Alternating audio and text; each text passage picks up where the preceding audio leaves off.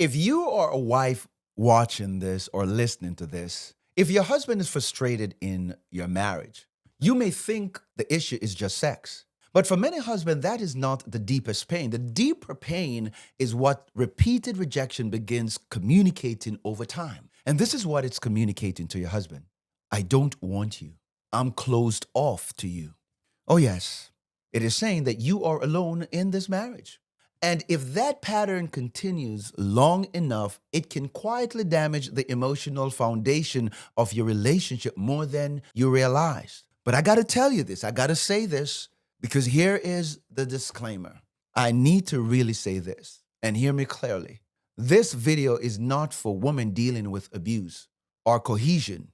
No, this is not what it's about. This is not about manipulation or sexual trauma that you're going through. This is not about telling, wife that her body does not matter, or emotional pain does not matter, or that she must ignore real pain during intimacy. No, this is not what this teaching is about. This video is for wife in generally healthy, loving marriage, where the husband is frustrated. Intimacy has become a rare or absent, from the marriage. And the marriage is starting to feel more like a distant than connection. And I want to speak to you with truth. I want to speak to you with compassion. I want to speak to you with biblical wisdom and applicable solution to the problem. Because many wives does not fully realize that prolonged sexual disconnection often does inside a husband, what it often does inside your marriage, and it often shifts the dynamic of your home. And if you understand that clearly, you can make a wiser decision about the kind of marriage you want. And my friend, before I dig deep into this, go deep sea diving, if this video is already adding value to you, please do us a favor and hit that like button. Please subscribe and share this video to someone who needs to hear this so that they can build a stronger, healthier marriage God's way. Now, let's have this conversation. A husband may not always have perfect language for what he feels. He may not know how to express it. He may feel frustrated. He may say he's tired. He may become quiet, irritated, distant, or even discouraged. But beneath or underneath all of that, what many husbands are really feeling is this: I miss my wife. I miss being wanted. I miss being desired. I miss feeling close. I miss feeling like we are one. Because in Genesis chapter 2 and verse 24, it says that a husband and wife become one flesh. There is a oneness, there's a bonding, there's a fusing, there's a connection. There is an intimate, yes, consummating of the marriage create the bond. That means intimacy in marriage was never designed to be treated like a small side issue. No. It's on Main Street. It's on Front Street. It must be taken seriously. It is deeply connected to covenant. It's connected to closeness. It's connected to the union of love. So when sexual intimacy disappears for a long stretch of time, especially without honest repair, many husbands do not simply feel deprived physically. They feel disconnected emotionally. Oh, yes, they do. They feel disconnected relationally and intimately. And eventually, many begin to shut down spiritually in marriage as well. Not always loudly, but very subtle, sometimes quietly. He starts sharing less. He's not laughing as often like he should. He get very choppy with you, very direct, one word. Or, how are you doing? I'm okay. Do you want anything for dinner? It doesn't matter. Whatever you cook, I'm good. They pursue you less. They don't take you out and date night as often as they used to. Hoping is less. And wife. Yeah, listen, I know. Listen, and I know for the wife, if you're not careful, you can misread is withdrawal as immaturity, when in reality, it may be accumulated hurt that he's feeling over time. Now, let us talk about what a sexless pattern often produces in the marriage. Because this pattern continues, yes, when it does, when it continues long enough, several things often begin to happen. And number one, tension rises. Oh, yes. Even if you're not arguing every day, there is a quiet, subtle strain in the relationship. Small things often turn into bigger things. A small little problem turn into massive arguments. Conversation gets shorter, patience gets thinner. Oh, yes. He doesn't have a lot to say. You watch more television. Some play video game. Some hang out with their friends and come home late at night. I don't know. Number two, emotional safety drops. Your husband may stop bringing you his full attention, his full vulnerability, because rejection has taught him not to expect closeness. So he withdraw himself. And you wonder why he's so distant. Ask yourself the question. Is intimacy something that is lacking? Number three, the friendship starts weakening. Oh, yes, it does. Because when friendship weakens in marriage, intimacy does not just disappear in the bedroom. It starts disappearing in everyday life. He used to call you at work. He used to text you at work. I mean, guys, remember now, I'm talking about a good man. I'm talking about a worthy man of love.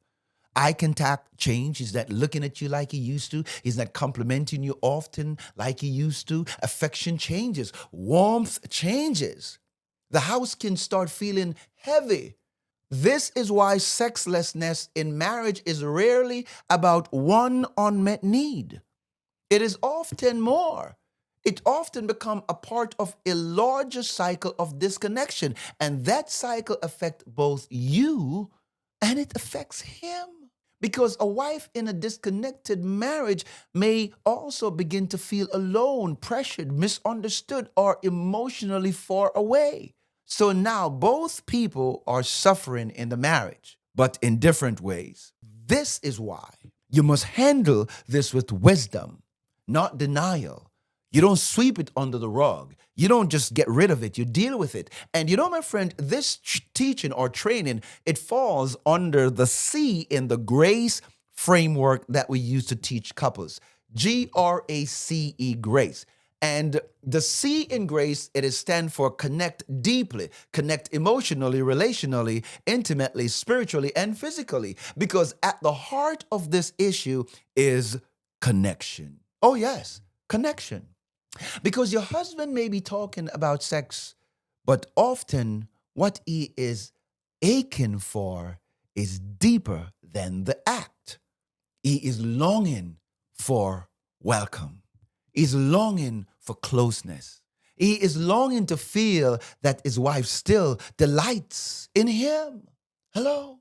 You know, in Songs of Solomon chapter 7 and verse 10, it says, I am my beloved's and his desire is towards me. This was Songs of Solomon talking about his wife, the Shunammite woman. That verse reflects something beautiful in covenant marriage, my friends. Not pressure, not control, but mutual longing, mutual desire, mutual belonging, mutual delight. Yes, I delight in you. You see, when that is absent for way too long, the marriage begins to feel cold. So the question is not just how often are we having sex? The deeper question is, are we still nurturing connection in a way that makes intimacy possible? Now, listen, my friend, if you are in a season in your marriage where you are struggling and you want stronger, healthier relationship, I want you to click the link in the description to book a free consultation so that you can learn more about our marriage makeover coaching program, whether you want to be a part of a community of people that are building and working together, or you need private one-on-one coaching.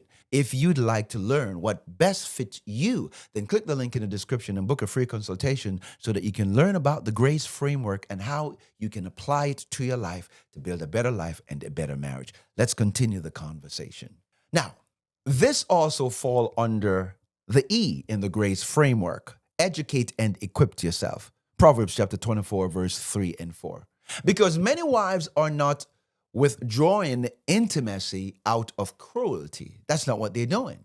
You know, many are dealing with real barriers they have never been taught how to address. Maybe you are exhausted. Yes. Maybe you feel touched out. You don't know how to reset. You don't know how to create a better rhythm. Maybe there is unresolved hurt in the marriage that you have never really dealt with. Maybe your hormones have shifted.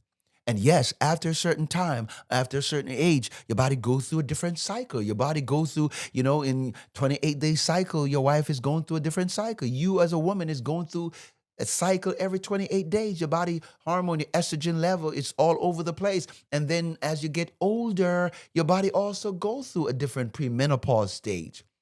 Maybe sex feel emotionally loaded now. Maybe you don't feel desire or you are not experiencing orgasm. Yes, you're not having orgasmic explosion, and that may just be a turnoff for you sexually. Maybe you don't feel pursued in the way that makes you feel safe and make you feel open. These things matter. But here is what many couples do wrong. Instead of getting help, they normalize disconnect. No, we can't normalize it. They adapt to the distance. They stop talking honestly. They start living like roommates or like teammates or co-parents, but not lovers. No, no, no. That's dangerous, my friend. Oh, that is so dangerous. Because Proverbs 24, verse 3 and 4, it says, by wisdom a house is built, and by understanding it is established. So you need wisdom, understanding, and knowledge how to really, elevate yourself and build a better, stronger marriage. Strong marriages do not stay strong by accident. It is a planned event. It requires wisdom. They require skills. They requires understanding.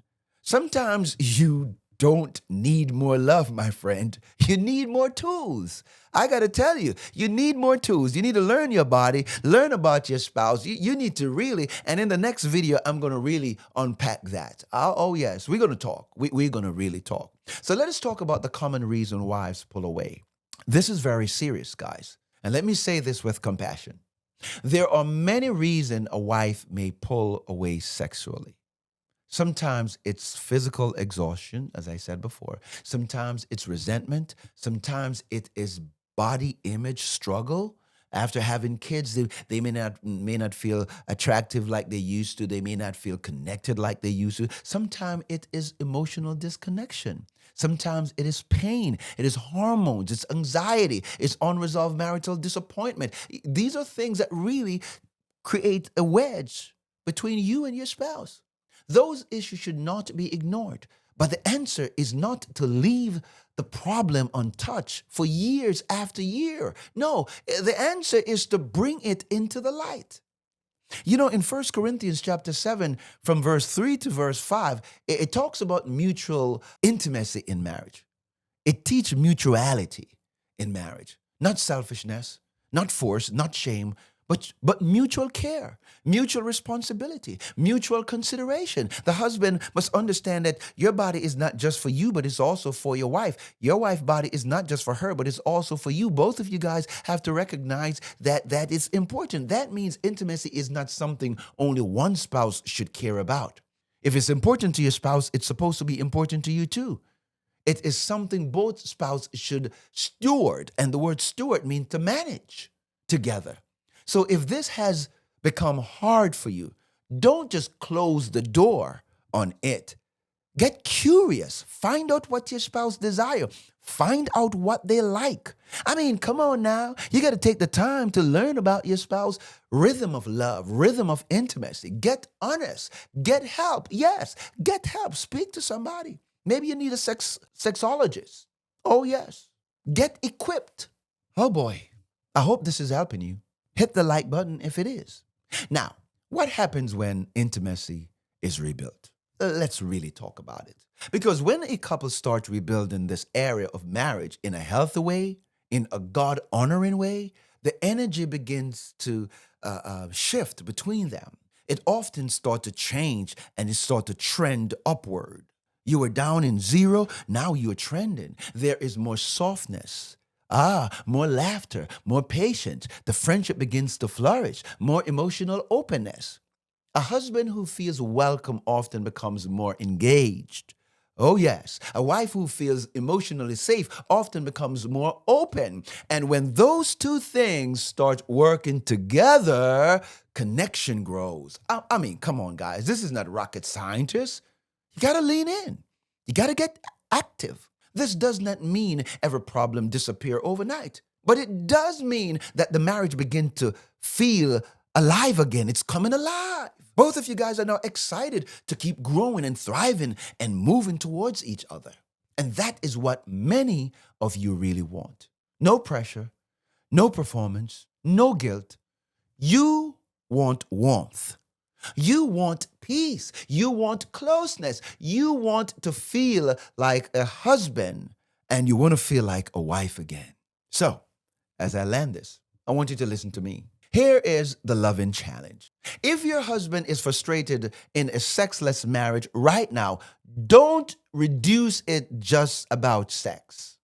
No, it's not. It's much more than that. For many husbands, it is more than sex. It's about connection. It's about covenant. It's about oneness. It's about friendship. It is about desire. It's about initiation. It is about whether he still feels received by the woman he loves. And again, this is not about cohesion. This is not about ignoring your own needs. This is not about shame. It is not about wisdom. You see, my friend, what kind of marriage do you want to build? Do you want to build one where distance becomes normal? Or one where connection is worth fighting for? In Ephesians chapter 5 and verse 33, it says that wife is to respect her husband.